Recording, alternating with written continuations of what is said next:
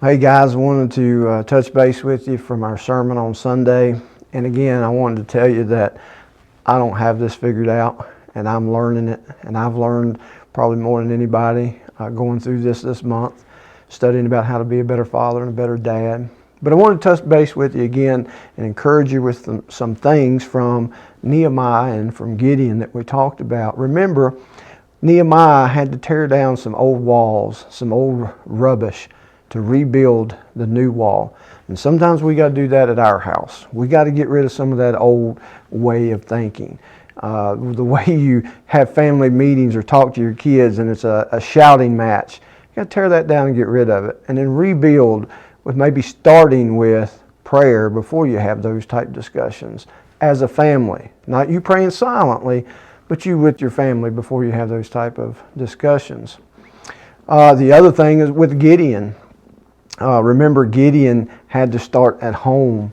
He had to tear down the old idols at the house, at his father's house. Get rid of the Asherah poles at your house first. And then you can start to lead other people. And that's what we got to do.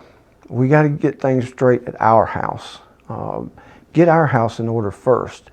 And as you start to do that with yourself, fathers and men, then you can lead your wife and you can lead your family. And before long, hopefully, you'll be like Gideon and turn around in the battle and the rest of your family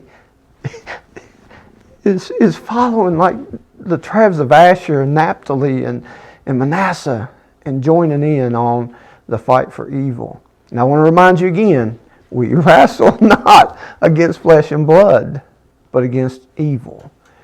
And Paul tells us that fight is with the sword of the Spirit.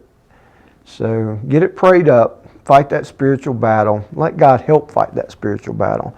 Some practical ways that we can take away from this to rebuild our walls at home and to start that wall building as it would be at home is to pray with your family for your family. Pray with your wife for your wife. Pray with your kids for your kids.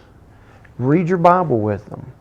One of the things that one of the guys brought up in our men's meeting was that they set a time at night, a specific time, they would get together and pray. So those are some practical things you can do. Remember, guys, it's a big step. Be the man God called you to be. Be the man of your house. Your wife desires you to do the leading and be the man of that house. So do it. It's going to be a little uncomfortable. There's going to be naysayers. But do it.